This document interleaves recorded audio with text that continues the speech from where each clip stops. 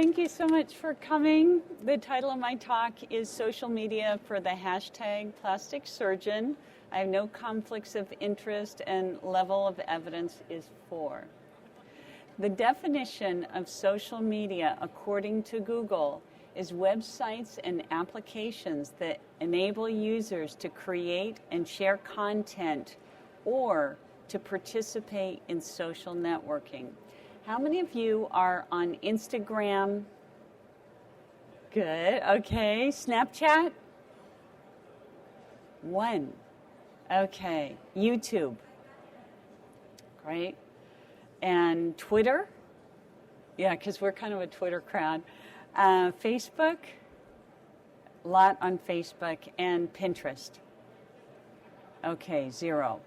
So a lot of you are on social media.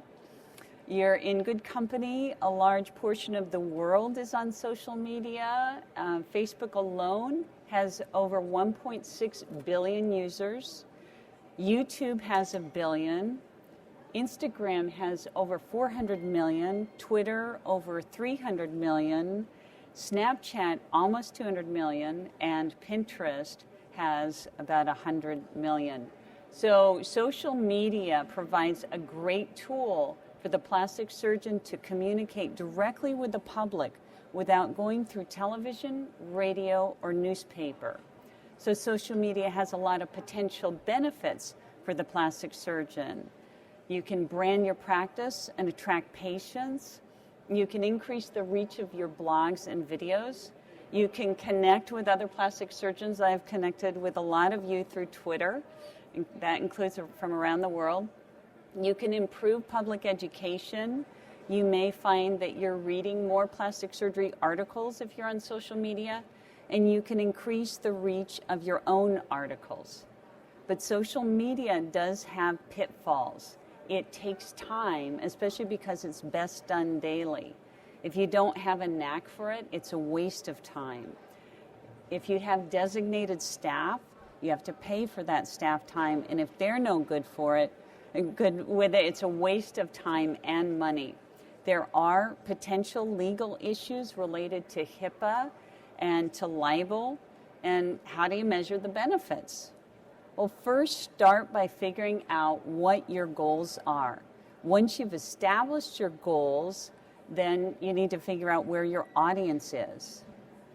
So if your goals are to brand your practice and attract patients and to increase the reach of your blogs and videos, then your audience is really going to be your patients or potential patients. So where are they? Well, that's what we decided to look for. We did a survey of 100 consecutive patients in our 100% aesthetic practice. Our practice is on Facebook, Instagram, Pinterest, Snapchat, Twitter, and YouTube. So we asked these patients to check one after each of those social media apps, and those choices were I don't use it, monthly or less, weekly, daily, or several times a day.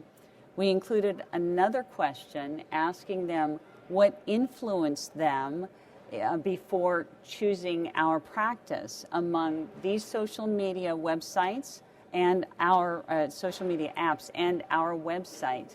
We also asked them what did they check before their appointment among these apps and our website. This is what we found. Look at the tall blue towering bars. Those indicate that our patients don't use those apps. Look at Twitter.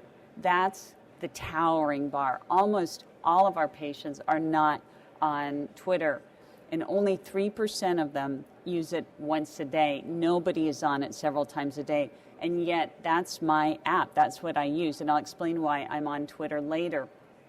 What we really want to look at are the orange bars, orange and red bars. The orange bar indicates that people use it once a day. The red bar indicates that they use it more than once a day. So if we look at Facebook, 53% of our patients use Facebook at least once or more a day. 30% of our patients use Instagram once or more a day. Now let's look at Snapchat. Only 14% of our patients use Snapchat once or more a day, but let's look at the blue bar. Almost 3/4 of our patients aren't on Snapchat, so it indicates that if they are on Snapchat, they're heavily engaged.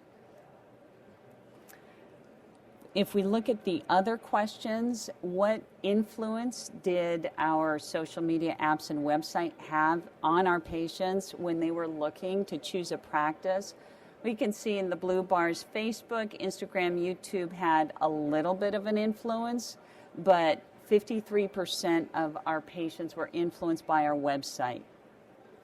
If we look at the red bars, we see what they checked before their appointment. 20% checked our Facebook posts before coming in for their appointment, a little bit Instagram and YouTube, but 62% checked our website prior to coming in for their appointment. So social media is a tool, not an end game, unless you're a real rock star on social media.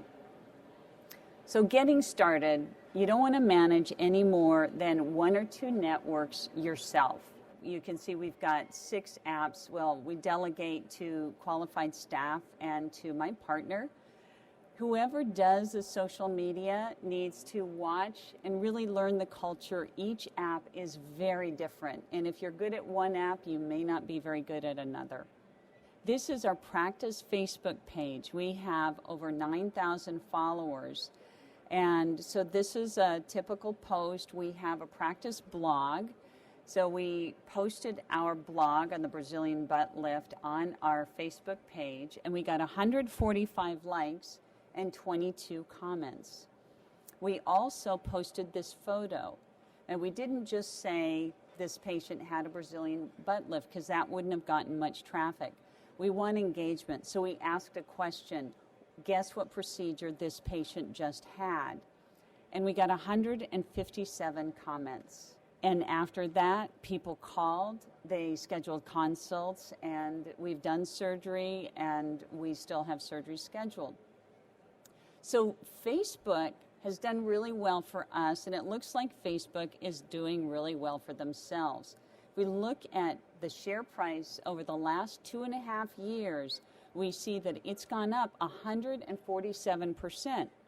Look at Twitter. It's gone down 69% in that amount of time, and there's talk that Twitter will be sold. So why is Facebook so successful? Well, here's an older post back when we had 8,368 followers. This post reached 429 of our followers. Doesn't mean that those people even saw it, they didn't like it or necessarily or share it. It just reached 429 of our 8,000 plus followers. Why is that? Well, Facebook has an algorithm with a gazillion variables, and they tweak their algorithm constantly, but the answer is always the same: send money. So Instagram lets us put those posts up for free. And Instagram also has this great little button. If you press contact, this is what opens up. So Instagram can turn potential patients more easily into patients. Remember this photo? We were able to post this on Instagram for free, and we got 138 likes. On the left, you see a very abbreviated social media campaign that we ran on Thermiva last year on Instagram and Facebook. It's really difficult to know how to measure the effectiveness of a social media campaign. So one metric is to look at your web page sessions. So our practice website, Thermiva page sessions that were referred by social media, appear in this graph, July through February, kind of ups and downs. So we definitely got some traffic on our website from social media. But let's look at our total practice website, Thermiva page sessions. The organic search directly to our website was really effective, and you can see the contribution from social media was actually quite modest. So it's important to look at your Facebook ROI, particularly because if you're effective with Facebook, you have to pay for those posts. So cost per post may be $30 to $50, and even if you pay for a post to be boosted, we've never gotten more than half of our followers to be reached. So social media companies, last year, let me point out, last year 5% of our practice website sessions came from Facebook, and this year it went down to 1.7%. So we're constantly monitoring it. Is it really worth the investment? Now you saw what Twitter price, the share price was going. If you bought Twitter, what do you think you would do if you look at Facebook? Social media companies copy each other. So just always look at things because they change. Now, what if your goals are to connect with other plastic surgeons, improve public education, read more plastic surgery journals, and increase the reach of your own articles? Your audience is going to be very different. They'll be your colleagues, plastic surgery journals like PRS, plastic surgery societies like ASPS, and special interest groups like breast cancer. Now remember what I told you about Twitter among our patients, that almost none of them are on Twitter. Only 3% of them check it once a day. Well, look on the right. This is a quote from an article recently published in PRS Global Open that says the use of Facebook, YouTube, Google+, and LinkedIn was less common than Twitter amongst plastic surgery journals. And if we look in the lower left, we see an article also recently published in PRS Global Open, hashtag social media for the academic plastic surgeon elevating the brand by Humphreys, Curl, and Song, and they feature Twitter. And you can see a tweet by our president, David Song, below. So let's talk a little bit about posts. I will be showing Twitter because that's what I use. First, be interesting. Look at this message. It's a really important message. For your safety, see a board-certified plastic surgeon. But that's not very interesting. And so people are going to fall asleep or ignore you. So how do you know if people are paying attention to you? Well, this is what Twitter looks like. And if you see within those red rectangles, the double arrows, if there's no number beneath the double arrow, it means nobody retweeted you. And look at the heart. If there's no number underneath the heart, nobody liked your post. And if you see this over and over, it means that everyone's falling asleep or they're leaving the room. The other thing to note is that there are no retweets, there are no mentions. This person may be just talking about him or herself. And it's just like if you're at a party, someone's just doing a monologue, not very interesting. If you self-promote, you need to mix it up. We're running a Botox special. That's great when you have a lot of interesting things. People will pay attention, but not if you do it post after post. You need to create honey to attract bees. Now this guy is saying something really important. See an expert like me. I'm a board-certified plastic surgeon, but he sounds maybe a little arrogant. So don't be imperious, condescending, or self-righteous. Know your audience. Your audience, if the ones you're trying to reach, may be beyond our group of plastic surgeons. Your audience may not be married to a plastic surgeon.